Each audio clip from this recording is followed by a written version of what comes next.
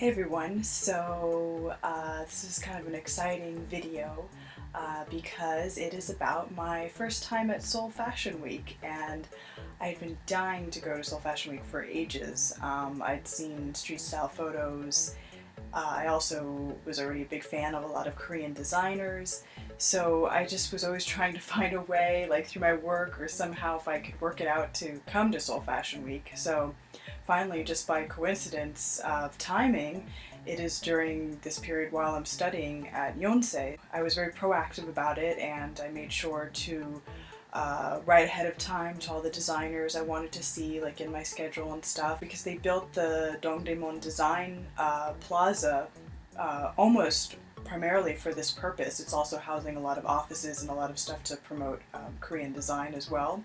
But one of the main reasons why they wanted to make this center by Zaha Hadid was to have a new, really kind of blue chip venue for Fashion Week, to kind of put it on the map with the other global fashion weeks. And I think they really succeeded in doing that. I mean, not only is the DDP incredible, it's a beautiful, beautiful building that you can visit any time of the year, but it's really just well thought out for Fashion Week for that purpose, both outside and inside. They were just very efficient, you know, how they scheduled everything, like, you know, show one, show two, how they alternated all the ticketing, everything. Yeah, I just thought it was really well done. I guess I say this coming from kind of like the chaos that I've experienced at other fashion weeks, notably in New York. It was a big mess. So, so yeah, there's none of this at the DDP. I thought it was really great. One of the most significant things that I found about Seoul Fashion Week was the fact that it was very democratic. And I just found this incredibly refreshing after having attended a lot of other fashion weeks and working in this industry for so many years. I feel like democracy is something that's sort of been taken out of fashion when it really shouldn't be that way. And this was on many levels at Seoul Fashion Week. First of all, when I would go into the fashion shows themselves and I would be looking around for a seat, I noticed that the primary seats, like the best front row seats, like often even in the middle of the runway, etc., they were mainly assigned to buyers and not editors. Like editors were kind of like, they would have front row but kind of to the sides, but like they would give priority to the buyers. That's why Fashion Week and fashion shows were originally created. It was in order to be able to look at the clothes and purchase them for your store. So I thought that was already really great. The other big thing is that they allow the general public to attend. So I was waiting in line for one show for Kai, actually, who's like really amazing Korean designer. Definitely check her out. And there was two girls behind me, and I said, "Oh, do you work in fashion?" And they're like, "Oh, not at all. You know, we have other jobs, etc. We're just huge fans of Kai." And I said, "Oh, well, how did you get tickets?" They're like, "Oh, we wrote the design team in advance, and they sent us tickets." And as I was kind of going through the week and observing, I think there was a lot of what I call fashion fans that were attending the show. So basically, if they were interested and motivated enough, if they wrote the designer and gave them, I guess, a good reason to be there, they got tickets. So I thought that was really special because, like, you know, in New York or London or Paris, like, you need to either know somebody or be somebody's cousin or like be super. You need to be Anna Wintour, basically, if you want to get into like any of the good fashion shows. And finally was the street style itself. When I went on Saturday, it was jam-packed. I mean, there was so many people, I could barely get enough sort of depth to actually photograph somebody, like, because there'd just be constantly people like in front of me, behind me, next to me, by them. And this is a huge venue. I mean, you know, there's a lot of space there, but actually when I went up kind of further up on top to look down, and it was just this crazy sea of people.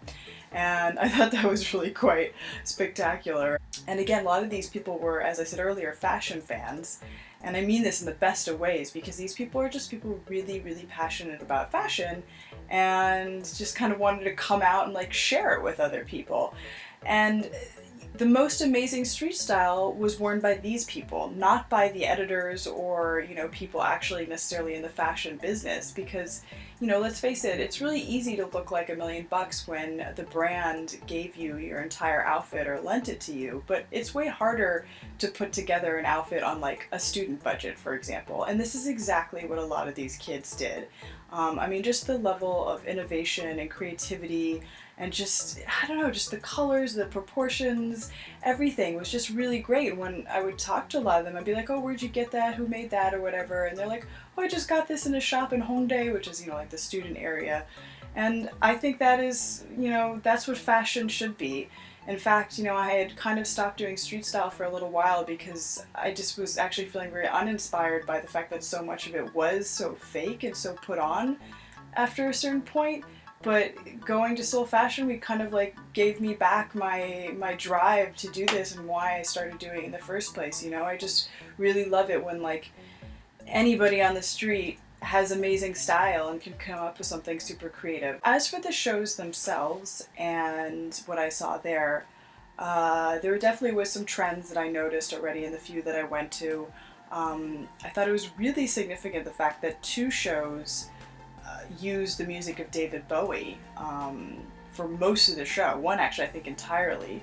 And actually that one, it was quite forlorn. It seemed to sort of set a little mood of sadness in the whole room. I thought it was quite significant that he's left this incredible mark on people all over the world and in every different field, etc., that, you know, we're still kind of reeling from his death even now.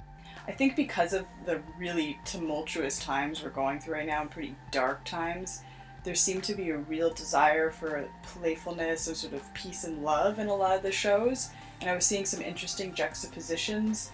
My favorite was in Rocket Lunch. They had kind of this mix of sort of American hippie with Buddhism. There was like kind of indications of monk silhouettes almost, and there was also like Buddhist prayer beads and stuff, but then it definitely had this kind of like 60s, 70s hippie vibe at the same time, even with like the colors and stuff. It felt very 70s, so I thought that was quite interesting. And then the Nukai show, she had an interesting mix of rockabilly and Eastern sensibilities when it came to some of the patterns and cuts and things like that. She also had some amazing cell phone cases that were entirely made of fake fur. And in fact, that was a massive trend that I saw in every single show, was like crazy fake fur. And we're not talking like subtle fake fur, we're talking like fake fur in neon colors, like in really unexpected places, whether it be, you know, pants, your sleeves, your shoes, as I said, your cell phone case. So definitely expect to see some more crazy fake fur as we go into the fall. So as for the street style, there was definitely a lot of great trends, which I'm going to talk about now. The first one that was just like out of control, like everyday main thing that I saw, it seemed like on everyone, boys and girls, was the souvenir jacket. So if you're not sure what a souvenir jacket is, it's actually of Japanese origin, but it was made for the GIs that were stationed there in the Second World War to bring back as souvenirs for their friends and family or for themselves, hence the name souvenir jacket. So basically it's a jacket that is kind of like a baseball silhouette, usually made in rayon or silk, and then it's embroidered, generally like a big embroidery on the back and then 2 on the shoulders, and it's of like very kind of, I guess, like Eastern cliche kind of things like tigers or geisha, or, you know, I don't know, there's all sorts of things, birds. In terms of how it was incorporated into people's general outfit, it's something I'd like to call Eastern varsity, and just like how it sounds, it's kind of a mix of American varsity, like college varsity, with these souvenir jackets. So it's really great styling and stuff between the two. I think it definitely looks very new and nice, and it's something that's going to carry over for a while. Then there's a trend I'm calling backstory, because it's all about what's on the back of the jacket. So it wasn't only the souvenir jackets that were getting that kind of treatment. It was also just sort of duster coats and varsity jackets and bomber jackets in general that had stuff on the back, whether it be like massive words and slogans, or patches of different fabric, or patches in general, just all sorts of things. Like, it just seemed like all the attention was being put on the back, which I think is something really new. The next trend is, I'm just loosely calling it neo-sport. I mean, the sportswear trend is definitely here to stay. We've seen many different permutations of it. We've seen sport goth, sport luxe, I mean, you know, there's all different ways that you can describe it. It has many different influences, like whether it be coming from directly sport culture or even hip hop culture. But here I thought there was like a few interesting new looks that kind of incorporated materials such as neoprene.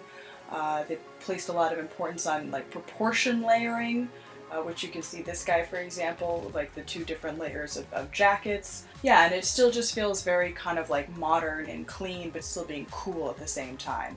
Which then leads me to another kind of sports-related trend, which I'm calling Thrasher Mag. Yeah, because when I saw certain looks, I thought it really made me think of the famous magazine, both because of sort of the lifestyle that it promotes, as well as like the graphics and the sort of like skater, bad girl, bad boy kind of vibe. So I think there was a lot of this definitely going on. Next is one called Art Student. And to me, it makes me think of like a French art student. So please forgive me if you think that's cliche, but I did live in France for 10 years, so I feel like I can say this. It just reminded me of how some people actually did dress, who went to like Beaux-Arts and stuff like that. Kind of what you would think someone would wear in a studio, like to be comfortable when they're painting, but they, you know, they're still an artist and they still look cool. And also it was a lot to do with color, so very monochrome, black and white, with like maybe a pop of color such as red. Next is art prints, and these are really crazy, over the top, like all over prints, super digital inspired, super technicolor, really fun, kind of playful motifs that really remind you of pop art and things like that. And that seemed to be popular both with guys and girls. Next is one that's really great for spring, soft and breezy, and it's a lot of like really sheer, flowy fabrics, like silks and rayons, a lot of pleating. I think the colors also really remind me of kind of the sky, like, you know, whether it be like creamy whites like clouds, or sky blue, or really like, you know, pale sunset pinks. So I just feel like it feels like someone blowing in the wind, kind of. It's just really beautiful and feminine, and it's a sort of nice contrast to some of these, like, you know, more sporty looks. So one day you can be sporty, and then one day you can be wearing your breezy sky colors. The next trend is one of my favorites, because I guess I was just really surprised by it. A lot of people showed up like carrying stuffed animals. Like one girl was holding a Kermit. Love you, Kermie. Another, like two girls, they brought this massive stuffed chick, which you can see here. And then also there was just like motifs from childhood, such as Sesame Street. It also, like, some of the outfits just remind me of kind of like almost more pajama fits that you would think of a kid wearing in the nursery or something. So they were definitely like really like throwbacks to childhood, which I thought was quite sweet. Then for guys, what's even crazier is there's this Mario Brothers trend bubbling up apparently, which includes wearing coveralls and really bright colors, and then having like pins or patches, rolling up the pants of the coveralls, and like wearing really crazy socks and stuff like that, like mismatched colors, wearing a cap. So I mean, it's completely Mario and Luigi all the way. If you don't see that when you look at that photos, then I must be crazy, but that's what it reminds me of. And then finally, kind of like, again, relating back to the runway trend I spoke of, but also kind of having to do with the playful trend, is the fuzzy stuff. And so that's, you know, again, very unexpected, whether it be full-on pants or on someone's shoes or a bag, and then also in really crazy colors like neon, or like this herringbone print clutch, like just really sort of, I don't think we've really seen much fake fur used this way before. And military is a trend that never goes out of style. It's also one of those things that just kind of evolves and changes its color slightly and its accessories slightly over time. I think this is just nice, some of these examples, because it just shows like kind of little bit updates. Like I really like this girl's silhouette, and I think the details of it, I think it looks very chic. Also some like the graphics and stuff like on this guy's jacket. And there's even a future sailor, so I think Noel Fielding, wherever you are, you can be proud that your trend is carrying on. And then continuing on with a little bit of futuristicness, that's a word, I'm calling this trend Fifth Element, because it just was like, just very eccentric and out there, but great at the same time, like didn't look ridiculous, like just really sort of unique uses of accessories, of different kinds of material, whether it be a metallic denim, such as like quilting over mesh, things like that. So I thought this was quite fascinating. These people really made the extra effort to have, you know, a very individual style. Finally, my last one, which is not quite a trend per se in itself, but a phenomenon, I guess. You know, Korea was one of the things that's really special about it is a very community-driven kind of country, and people are very gregarious, and they always usually like to go out together with their friends or in groups, etc. And this was definitely reflected at Fashion Week, especially on Saturday. On Saturday, all the matchy-matchy fashion couples came out, and I mean, we're talking like high-level matchy-matchy, but like, you know, I'd photographed matchy-matchy couples in the past, but this was like next level matchy-matchy.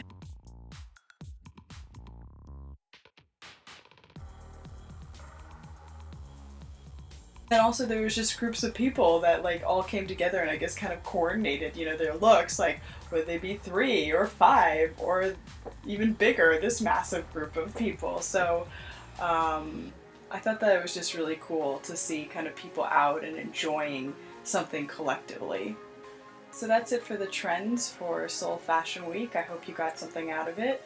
I think a lot of these trends, we will see them evolve in different countries and cities, and again, it's not about also like recreating that whole entire look, but sometimes we can be inspired by just certain elements of things and make it our own. Fashion is about personal style, in my opinion, and you know, you don't have to be wearing Prada to look amazing. So hopefully you'll take a page out of these kids' book and go out there with your own unique outfit.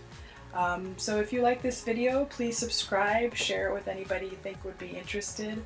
I will be posting regularly different stories relating to my experience here in Seoul in Korea. So thank you for watching. Bye.